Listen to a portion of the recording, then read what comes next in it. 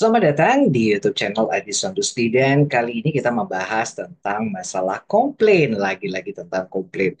Tapi kali ini yang komplain adalah petugas kesehatan atau juga karyawan rumah sakit. Komplain kemana? Nah, ini menjadi pertanyaannya. Kali ini kita akan membahas tentang JASPAL atau jasa pelayanan yang dirasa berkurang. Nah, kalau berkurang pasti bikin orang gelisah ya. Kalau bertambah ya pastinya bisa bikin orang senang. Nah, untuk tahu lebih lanjut tentang cerita jasa pelayanan ini di satu rumah sakit, belajar dari sebuah kejadian nyata, maka check it out. Oke, ceritanya berawal dari sebuah artikel yang saya temukan baru-baru aja yang ditulis oleh Aan Hidayat ya, dengan judul Gaduh Dana Jaspal Tenaga Medis RSUD XX tidak dibayar penuh. Saya tutupin sengaja karena ya sesama rekan sejawat ya. Dilarang saling menyenggol, tapi tujuannya memang hanya untuk istilahnya belajar dari suatu potret gambaran di lapangan. Ini jadi ceritanya tentang sejumlah tenaga medis karyawan di rumah sakit umum daerah X mengeluhkan adanya kekurangan pembayaran jasa pelayanan atau disingkat dengan Jaspel oleh pihak manajemen rumah sakit. Situasi ini terjadi sejak bulan Januari 2025. Pengakuan tenaga medis di Rumah Sakit Plat Merah itu menyampaikan informasi Jaspel tak dibayarkan penuh akan diberlakukan pihak rumah sakit selama 5 bulan ke depan. Dan pemotongan itu informasinya diberlakukan pada semua pegawai RSUD X mulai dipotong sejak bulan Januari. Namun kabarnya pemotongan akan dilakukan pada 5 bulan ke depan. Kata sumber yang meminta namanya dirahasiakan. Dan ya, itu gara-gara BPJS rumah sakit yang tidak bisa diklaim ya. Nah, ini teman-teman ini semua pada ngeluh. Lah gimana pejabat-pejabat digratiskan? Sekarang giliran ada kerugian karena klaim BPJS tertunda, kok gaji karyawan yang dipotong? Nah, ini katanya sih ya mungkin ini sambil berapi-api ya, api membara. Nah, informasi kekurangan bayar ini disampaikan secara lisan oleh masing-masing penanggung jawab ruangan di RSUD X. Menurut sumber yang minta dirahasiakan, tidak ada kebijakan tertulis yang disampaikan pihak manajemen rumah sakit ke para pegawai. Kebijakan ini hanya diumumkan melalui lisan oleh masing-masing pejabat atau atasan kepala ruangan masing-masing paparnya. Menurutnya, untuk masing-masing pegawai memang menerima jumlah pembayaran jaspel yang berbeda. Hal ini dikarenakan ketentuan dalam kriteria sebagai penerima sumber ini menyebut seharusnya ia mendapatkan gaji pokok 1,4 juta dan jaspel di atas 4 juta. Namun karena kebijakan ini mereka hanya mendapatkan jaspel di bawah nilai tersebut ya karena berkurang ya. Nah kemarin itu pas gajian itu berkurang. Nah ini orang-orang pada grundel semua. Jadi tidak mesti ya setiap ruangan itu berbeda jelas. Selain berkurangnya pembayaran Jaspel, para pegawai ini juga mengeluhkan keterlambatan pembayaran gaji dan Jaspel. Pada pengalaman bulan sebelumnya, gaji baru diberikan ke karyawan sekitar tanggal 20, padahal seharusnya diterima kisaran tanggal 10. Alright. Dan Direktur RSUD tersebut membantah. Nah, bantah sekali lagi jika pihak manajemen rumah sakit melakukan pemotongan dana jaspel para pegawainya. Ia menyebut jika kebijakan itu bukanlah pemotongan. Hei, itu bukan pemotongan, melainkan penyesuaian yang terjadi karena tertundanya proses pencairan dana dari BPJS ke rumah sakit. Dalam penyampaiannya, problem tertundanya pencairan klaim ke BPJS memang sering terjadi karena beberapa hal seperti kurangnya syarat administrasi saat pengajuan klaim sehingga pihak BPJS meminta agar rumah sakit memperbaiki kekurangan tersebut. Hal ini dinilai sebagai kendala yang rutin terjadi setiap kali pengajuan klaim dan itu dinilai mereka terjadi di semua rumah sakit. Untuk itu pihaknya meminta agar semua karyawan tenaga medis tidak perlu khawatir dengan kekurangan pembayaran Jaspel, sebab dana Jaspel itu akan tetap diberikan menyesuaikan proses pencairan klaim dari pihak rumah sakit ke BPJS. Nah, jadi karyawan yang Jaspelnya belum dibayarkan di bulan itu akan diberikan lagi setelah klaim BPJS cair. Jadi teman-teman karyawan maksudnya itu seperti punya tabungan. Jadi bukan dipotong gitu ya. Jadi kalau teman-teman nakes itu protes jasponnya berkurang, itu tidak berkurang, tapi nanti dibayarkan setelah BPJS mencairkan klaim rumah sakit sehingga bertahap pembayarannya. Demikian paparnya Direktur Rumah Sakit ya. Nggak ada. Itu isu dari mana ya? Karena kendala keterlambatan pembayaran oleh BPJS itu kan terjadi tidak hanya di RSUDX ya, semua rumah sakit juga begitu, Mas. Jadi klaim itu ada waktu proses klaim dan itu sudah berjalan selama 10 tahun. Jadi kalau itu jadi pertanyaan sekarang jadi aneh. Memang begitu prosedurnya. Kalau itu dibilang kendala ya itu sebagai kendala rutin sebab kadang terjadi kekurangan administrasi seperti kekurangan foto ronsen dan itu kendala rutin tidak ada masalah katanya kepada celah.id. Jadi tidak hanya di RSUDX, semua rumah sakit negeri, swasta, di provinsi maupun di kabupaten prosedurnya begitu. Kalau memang ditanya apakah ada kendala, ya memang ada dan sudah bertahun-tahun dan penyelesaiannya itu by system kan gitu jelasnya beliau. Nah, pihaknya menyebut jika memang terjadi perubahan kebijakan terkait dengan pembayaran Jaspel ke pegawai rumah sakit. Sebelumnya, RSUD X melonggarkan kebijakan tentang proses klaim ke BPJS yang tidak tuntas. Maka pihak rumah sakit yang akan menanggung pembayaran Jaspel ke karyawan tenaga medis akan tetapi sistem administrasi semacam ini dinilai tidak fair dan berdampak ke rumah sakit. Sehingga saat ini kebijakan pembayaran Jaspel menyesuaikan pencairan klaim dari BPJS yang seharusnya menurut kami kan yang cair dulu ya BPJS-nya setelah cair baru diberikan Jaspelnya seperti klaim BPJS cair 10 juta ya itu yang kita bagi kalau didulukan seperti kita yang menghutangi dulu yang belum dibayar BPJS justru kita bayar menggunakan uang sendiri jelasnya. Nah, pihaknya mengklaim sebetulnya kebijakan ini sudah disosialisasikan ke seluruh karyawan tenaga medis, baik para dokter serta perawat yang bekerja di RSUD X. Namun ia menilai dengan kegaduhan ini karena kurangnya pemahaman sejumlah pegawai yang mencapai 1.400 orang.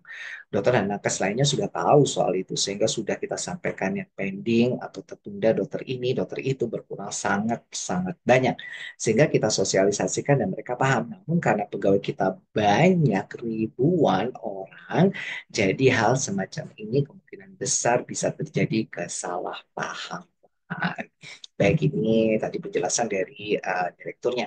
Dan sekarang saya ingin menyikapi tentang persoalan ini. Sekali lagi memberikan opini ya. Jadi bukan untuk malah bikin tambah ruwet. No, enggak ya. Jadi sebenarnya saya juga memberikan contoh bahwa potret di lapangan bahwa sebenarnya yang komplain itu bisa saja bukan hanya soal pasien yang komplain, tapi juga sebenarnya pegawai rumah sakit bisa saja komplain karena sebenarnya pegawai rumah sakit itu juga customer yang dalam ilmu marketing disebut sebagai internal customer. Nah, artinya jikalau ekspektasinya mereka ternyata tidak sesuai dengan kenyataan, bisa saja mereka mengajukan keluhan dan keluhan ini mungkin ya tidak mendapatkan akses atau sudah atau sehingga mereka mengalami ketidakpuasan sehingga akhirnya mereka mencoba menyampaikannya di media atau tiba-tiba ada media yang dengar kemudian menghampiri pegawai rumah sakit dan berceritalah dan menjadi gaduh lah semuanya. Nah, ini oleh karena itu komplain juga harus kita kelola dengan baik karena komplain yang dikelola dengan baik ini sebenarnya merupakan informasi yang unik untuk perbaikan rumah sakitnya itu sendiri. Sebelumnya jelas ini memang sepertinya ada kesalahpahaman seperti yang kita sampaikan tadi ya dari ceritanya menurut karyawan rumah sakit kayaknya merugi nih kayaknya ya. Kemudian klaim BPJS-nya tertunda ya klaim BPJS-nya tertunda sehingga jaspelnya dipotong jadi berkurang karena dipotong sementara dari manajemen rumah sakit menyampaikan bahwa uangnya ada sebenarnya tapi belum cair sehingga akhirnya jaspelnya tidak bisa dibayarkan seluruhnya pada saat itu tetapi ditunda. Nah ini kan sebuah perbedaan pengertian yang menyebabkan kegaduhan. Yang satunya menyampaikan bahwa uangnya mungkin nggak ada gara-gara rumah sakit merugi ya. Jadi ya selain memang klaimnya juga tertunda sehingga akibatnya jaspelnya yang dipotong berkurang. Sementara pihak manajemen enggak kok, nggak ada masalah dengan jaspernya Bapak Ibu sekalian. Yang ada memang pencairan ini tertunda karena klaim BPJS-nya yang tertunda. Sebelum-sebelumnya itu dibayarkan duluan oleh rumah sakit, mungkin menggunakan dalam tanda kutip uangnya rumah sakit terlebih dahulu. Nah, disinyalir ini sepertinya tidak fair dong, jadi harus nunggu lah klaim BPJS cair semua, baru kemudian dibayarkan. Ya, bahwa era sebelum JKN itu tentu saja before service. Ya, artinya setiap service layanan kita berikan itu bisa diuangkan, artinya dibiayakan dan kemudian dibayarkan ya. Jadi mau apapun tindakan, layanan, pokoknya yang diberikan kepada pasiennya oleh rumah sakit itu bisa ditagihkan dan kemudian diuangkan. Nah, sesudah JKN ini tidak bisa demikian. Jadi, servis yang kita berikan, berapapun banyaknya ya atau sedikitnya, ya itu dibayar dalam bentuk paketan. Jadinya ke rumah sakit yang perilakunya itu bukan rumah sakitnya, maksudnya tenaga kesehatan. Meskipun sudah 10 tahun dan sudah mengerti persoalan ini, bahwa yang saat ini itu pembiayaan klaim rumah sakit itu dibayar secara paket, namun seringkali praktek di lapangan perilaku-perilaku ya dalam pelayanan ini ternyata belum perilaku yang mendukung bundle payment atau paketan. Sehingga seringkali ada biaya-biaya kelebihan biaya yang ternyata nggak terbayarkan melebihi biaya paket tarif paket yang sudah ditentukan. Yang dalam satu layanan pasien itu bisa saja pengeluarannya rumah sakit bisa saja jauh lebih besar daripada klaim BPJS yang diterima. Jadi finansial rumah sakit ya di era JKN. Jadi kalau misalnya tentang finansial ini, kalau boleh saya bantu jelaskan, rumah sakit itu kalau misalkan dia membayar itu waktunya pendek. Jadi misalkan rumah sakit itu pesen barang. Jadi dia beli obat, beli alkes. Kemudian rumah sakit akan mendapatkan invoice. Ya, invoice ini berupa ya tagihan. Nah, tagihan itu biasanya ada due date-nya. Antara 30 sampai 45 hari biasanya, ya. Rata-rata kebanyakan 30 hari atau 1 bulan. Nah, pada saat due date itu sudah keluar tanggalnya, maka pada saat itulah kita harus membayar ya untuk bisa apa? Untuk bisa order barang berikutnya. Nah, jadi kalau kita terlambat membayar, maka akan kesulitan untuk order barang berikutnya. Kalau yang tagihan sebelumnya belum diselesaikan. Nah, ini makanya waktunya jadi pendek, sudah jelas waktunya. Sementara kalau kita melakukan penjualan atau penagihan kasarnya, penagihan untuk bisa dapat uangnya, itu kita nggak bisa, waktunya jadi lebih panjang sejak era JKN. Jadi kita memberikan layanan saat ini mungkin kita baru kirim invoice-nya itu bukan setelah layanan yang kita berikan, tapi bisa 1 bulan kemudian karena mengajukan klaim itu tidak bisa setiap hari ya. Jadi baru biasanya sebulan sekali. Nah, itu pun juga setelah berkas semua lengkap.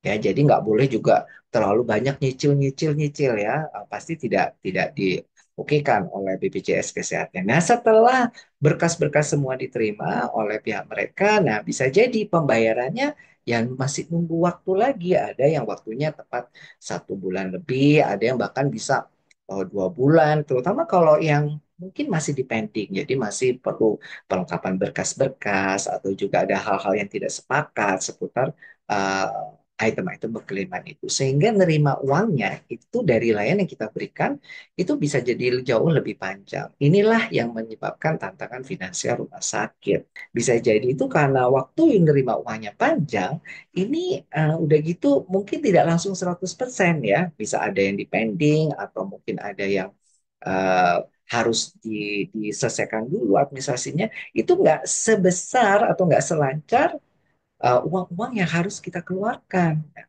jadi pada saat yang sama kalau gaji karyawan nggak boleh telat, bayar obat nggak boleh telat, bayar alkes nggak boleh telat, bayar ATK nggak boleh telat, bayar tetek bengek itu nggak boleh terlambat. Sementara untuk nerima uangnya, ini kadang tidak bisa kita pastikan tanggalnya. Jadi beberapa rumah sakit bisa saja mengalami masalah di cash flow atau arus uangnya. Yang mana cash flow ini sebenarnya adalah urat nadinya sebuah bisnis.